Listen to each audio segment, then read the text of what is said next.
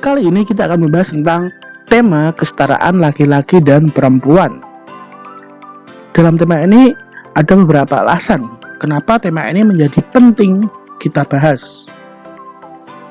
Alasan yang pertama, sekarang kita masuk dalam masa remaja. Dikatakan bahwa masa remaja merupakan masa peralihan dari anak-anak menuju dewasa. Lalu masa remaja juga menjadi masa yang paling indah, karena di masa ini kita mengalami pubertas. Nah, karena mengalami pubertas, maka kita sudah mulai tertarik dengan lawan jenis. Alasan yang kedua, manusia itu diciptakan sebagai laki-laki dan perempuan. Itu merupakan kodrat yang diberikan langsung oleh Tuhan. Sedangkan konstruksi gender adalah konstruksi dari hasil budaya yang berlaku dalam masyarakat. Kita melihat bahwa perbedaan kodrat laki-laki dan perempuan itu bukanlah perbedaan yang kontradiktif, melainkan perbedaan yang melengkapi. Selanjutnya kita akan mengenal terlebih dahulu perbedaan antara seks dengan gender. Seks dimengerti sebagai jenis kelamin. Dalam dunia ini hanya ada dua, yaitu laki-laki dan perempuan. Seks ini sifatnya adalah biologis.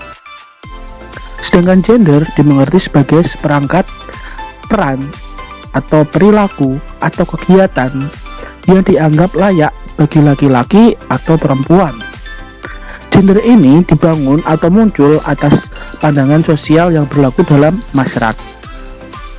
Nah, untuk selanjutnya kita akan mendalami perbedaan kodrat antara laki-laki dan perempuan. Untuk pertama kita akan melihat ciri-ciri fisik antara laki-laki dan perempuan. Bagian pertama adalah laki-laki. Ciri-ciri fisik dari laki-laki. Yang paling mendasar adalah alat reproduksi yang disebut sebagai penis. Lalu alat reproduksi laki-laki berada di luar tubuh. Lalu laki-laki memiliki jakun, ototnya cenderung lebih besar dan kuat. Lalu laki-laki memiliki kumis dan jenggot, serta bentuk tubuhnya adalah segitiga yang terbalik. Artinya adalah bagian pundak atau bahu itu akan lebih lebar daripada bagian pinggul. Sedangkan ciri-ciri fisik dari perempuan, alat reproduksinya disebut sebagai vagina, lalu alat reproduksi terletak di bagian dalam tubuh, lalu payudara semakin membesar, bentuk tubuhnya adalah segitiga, artinya bagian pinggul akan lebih lebar daripada bahunya. Lalu wanita tidak berkumis dan tidak berjenggot. Itu adalah ciri-ciri fisik antara laki-laki dan perempuan. Selain ciri fisik, kita juga harus melihat dari ciri psikologisnya. Ciri psikologis dapat kita lihat dari cara berpikirnya, cara bertindak, tentang perasaan, dan juga selera seksual.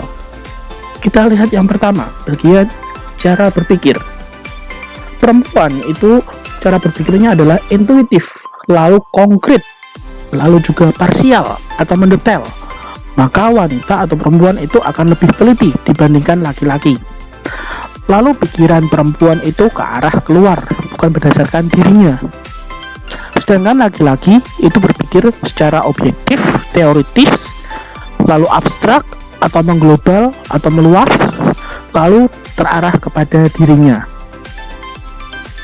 Selanjutnya adalah cara bertindak. Di sini kita bisa melihat bahwa laki-laki itu lebih agresif, lalu laki-laki itu membangun, sedangkan perempuan itu lebih pasif, menerima dan memelihara. Hal ini dapat kita lihat dari hobi. Biasanya laki-laki hobinya itu lebih pada gerakan yang aktif, misalnya olahraga, lalu bermain robot-robotan. Sedangkan untuk perempuan itu lebih, bisa kita katakan adalah lebih soft atau lebih ringan. Misalnya bermain dengan boneka, menanam, memasak, dan sebagainya. Lalu selanjutnya adalah tentang perasaan. Perasaan perempuan itu lebih mudah bergetar. Artinya apa? Perempuan itu sensitif, perempuan itu peka. Maka ketika ada satu orang perempuan yang cerita dengan temannya perempuan juga, maka akan terbawa suasana. Biasanya akan menangis, ataupun merasakan emosi-emosi yang sama. Sedangkan untuk laki-laki itu perasaannya lebih terkendali. Bisa dikatakan di sini adalah lebih jaim. Lalu tentang alun dan selera seksual. Perempuan itu akan lebih mudah terangsang pada hal-hal yang sifatnya batiniah. Apa artinya? Di sini dapat kita berikan contoh sifat hal-hal atau sesuatu yang batiniah itu misalnya adalah perhatian, lalu rasa kasih sayang. Perempuan akan suka dengan hal-hal seperti itu. Lalu rangsangan pada perempuan akan bangkit secara pelan-pelan dan juga hilangnya pun pelan-pelan. Berbeda dengan laki-laki. Laki-laki mudah terangsang pada hal-hal yang sifatnya lahiriah atau fisik. Artinya yang bisa dilihat, bisa dirasakan, itu laki-laki mudah untuk terangsang. Nah, rangsangan pada laki-laki akan cepat bangkit dan juga akan cepat menghilang. Itulah perbedaan-perbedaan ciri fisik dan ciri psikologis dari laki-laki dan perempuan. Sekali lagi kita tekankan bahwa perbedaan itu bukanlah perbedaan yang kontradiktif, melainkan perbedaan yang saling melengkapi.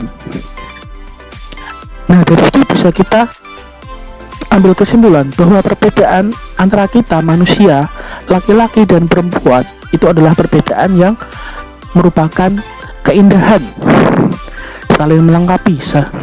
Lalu selain itu kita juga akan memiliki rasa saling membutuhkan. Laki-laki membutuhkan perempuan, demikian juga sebaliknya. Perempuan akan membutuhkan laki-laki. Nah, dari perbedaan-perbedaan inilah justru kita nanti muncul daya tarik terhadap lawan jenis. Dan disinilah dimulai yang namanya dengan kasih atau cinta. Nah, berbicara tentang kasih atau cinta, kita kenali dulu ada 4 level tentang cinta. Level yang pertama adalah cinta jasmani. Ini adalah level yang paling rendah, yang paling primitif. Artinya apa? Cinta jasmani dapat diartikan bahwa kita suka dengan seseorang itu berdasarkan jasmani, berdasarkan ciri fisiknya, dari fisiknya. Misalnya, saya suka dengan kamu karena rambutnya lurus, atau misalnya kulitnya putih, tinggi, atau kurus. Itu adalah cinta jasmani karena fisik. Di level kedua ada cinta rohani atau kita sebut sebagai cinta yang erotis. Ini lebih pada karakternya. Kita melihatnya atau kita bisa suka dengan seseorang karena mungkin sifatnya atau bakat-bakat atau juga kemampuan-kemampuan dalam dirinya. Itu adalah cinta rohani atau cinta yang erotis. Di level yang ketiga kita sudah menuju kepada pribadinya yang kita sebut sebagai cinta pribadi atau cinta personal. Nah, cinta di level ini berarti kita sudah menerima seseorang itu dari semua pribadinya, baik kelebihan maupun kekurangannya kita mampu untuk menerimanya. Di level yang paling tinggi adalah cinta imani. Nah, cinta imani ini dapat diwujudkan jika laki-laki dan perempuan saling mencintai dan membawanya dalam hadirat Allah. Maka antara laki-laki dan perempuan telah diberikan daya tarik dan rasa cinta. Nah, cinta dalam Allah itu juga sumbernya adalah dari Allah. Itu adalah level yang keempat, cinta imani. Kita mencintai seseorang juga bisa membawanya dalam hadirat Allah. Itulah cinta imani. Nah, cinta yang tumbuh dalam hati manusia itu merupakan kehendak Allah.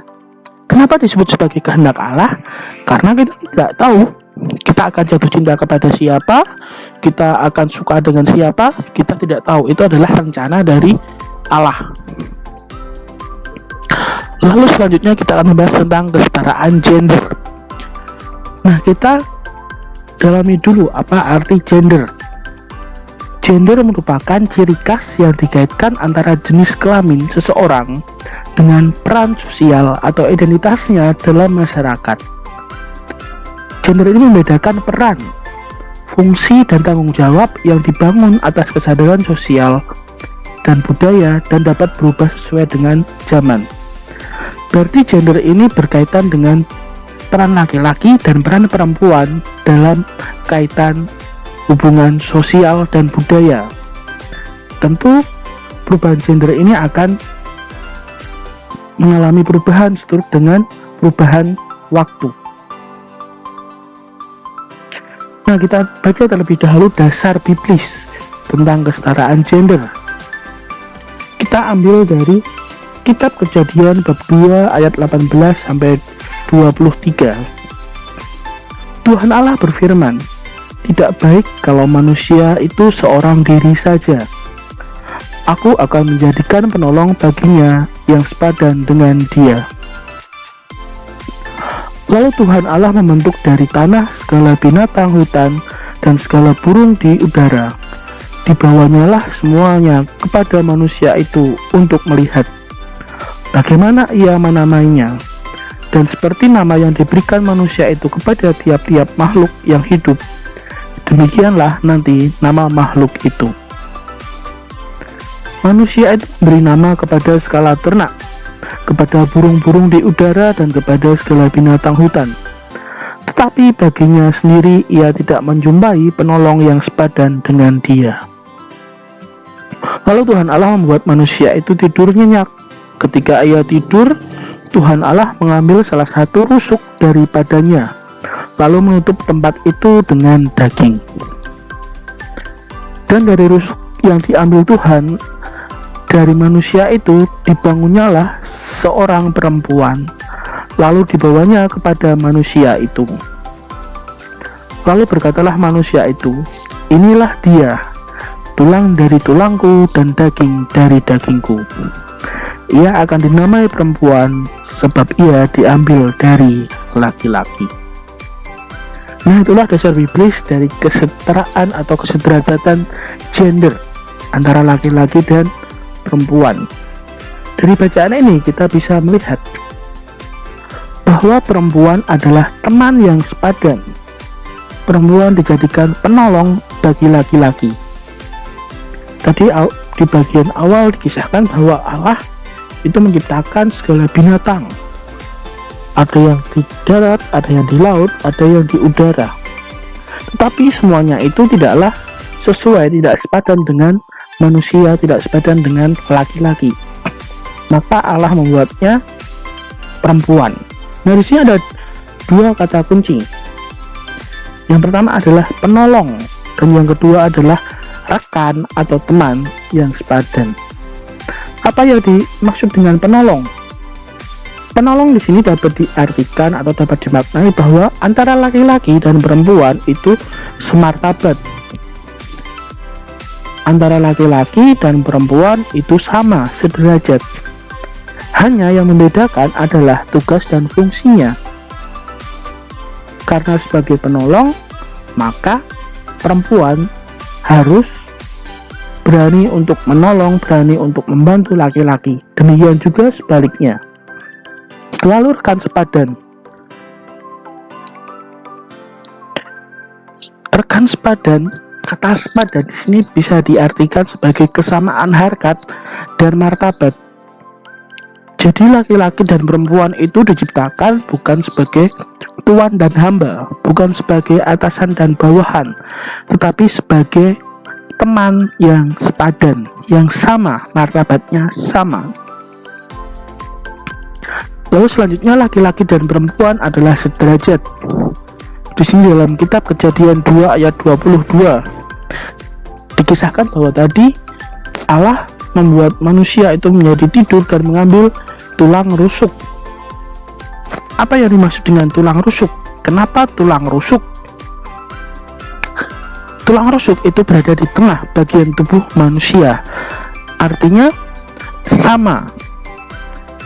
Tuhan atau Allah tidak menciptakan wanita atau perempuan itu dari tulang tengkorak yang berada di atas atau tulang kaki yang berada di bawah.